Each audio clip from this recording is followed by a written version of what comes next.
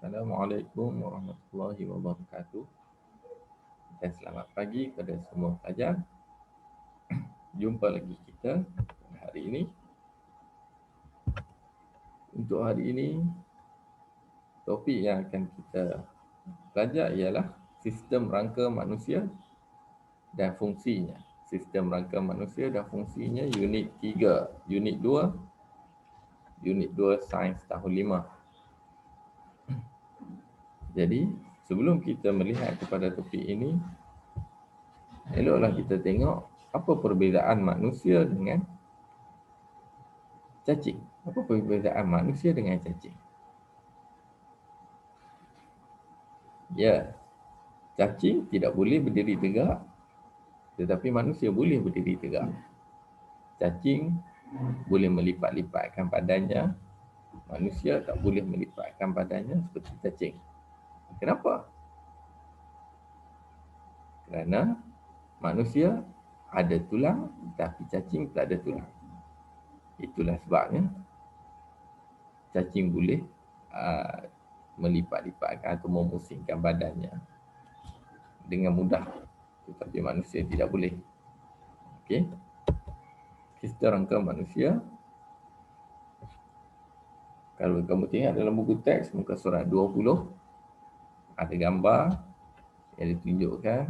Muka surat 19 ada gambar yang ditunjukkan tentang beberapa orang budak sedang bermain di taman perumahan mereka. Tiba-tiba Chan terjatuh kerana terlanggar akar pokok yang besar dan dia pun menjerit kesakitan.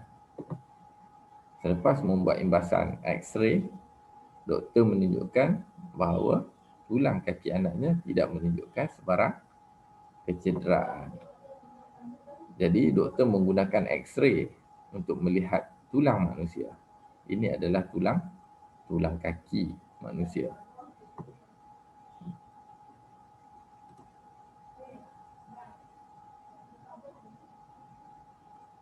Bagaimana sistem badan manusia berfungsi? Bolehkah doktor terangkan kepada kami?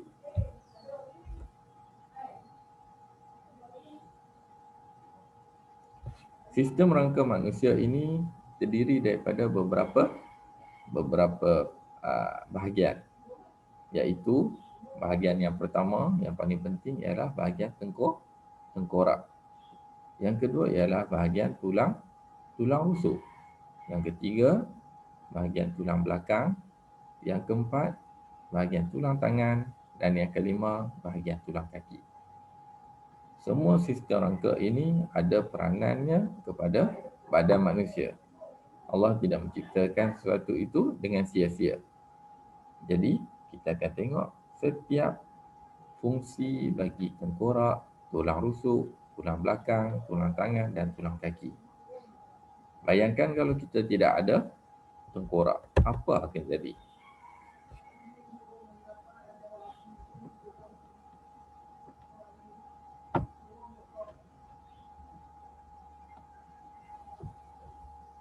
Tengkorak. Tengkorak ialah tulang yang ada di bahagian kepala kita. Walaupun kita tidak nampak tulang tu kerana dia ditutupi dengan rambut dan kulit dan sebagainya, tetapi tengkorak ini adalah tulang yang bahagian yang paling keras. Kerana dia mempunyai fungsi untuk melindungi otak daripada kecederaan.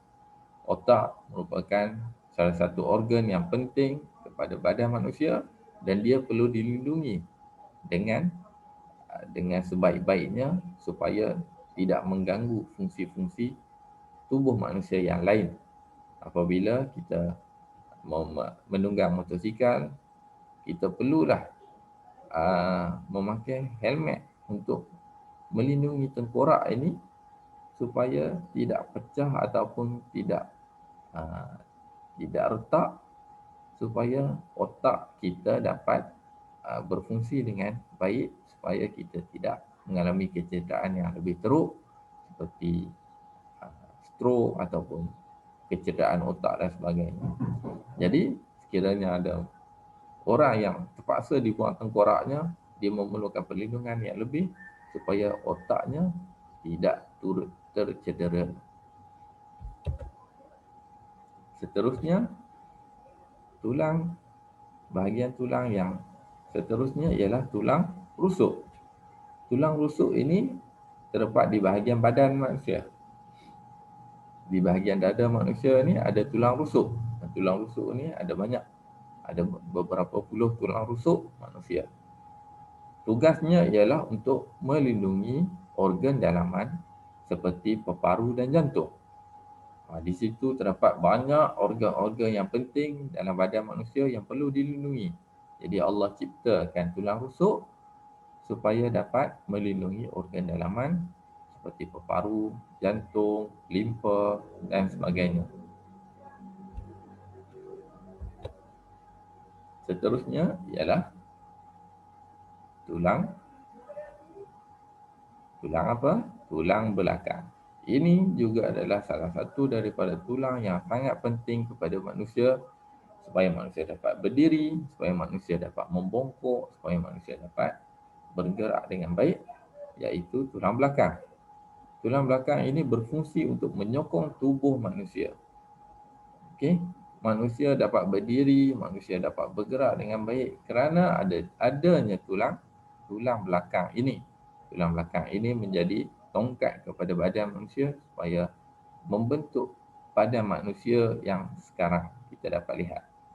Okey, dia juga berfungsi untuk melindungi saraf-saraf yang dibawa daripada otak manusia ke bahagian tubuh badan yang lain.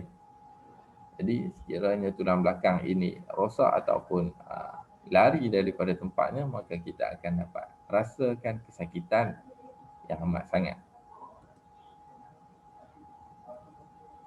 Dan yang terakhir ialah tulang tangan dan kaki. Tulang tangan dan kaki ini dua bahagian juga yang amat penting kepada manusia, berfungsi sebagai sokongan dan pergerakan. Dengan adanya tulang tangan dan kaki, maka kita dapat bergerak, kita dapat memegang benda dan kita dapat memberi sokongan kepada bahagian tubuh badan yang lain. Contohnya tulang kaki, kalau tak ada tulang kaki maka bahagian badan yang lain tidak akan dapat berdiri dengan baik. Okey, tangan pula berfungsi sebagai pergerakan, membantu pergerakan manusia sama ada semasa memanjat ataupun semasa mendaki tangga. Jadi kita perlulah menjaga semua bahagian-bahagian tulang ini dengan baik supaya kita dapat hidup dengan lebih berkualiti. Jadi saya rasa setakat itu saja. Sekian, terima kasih.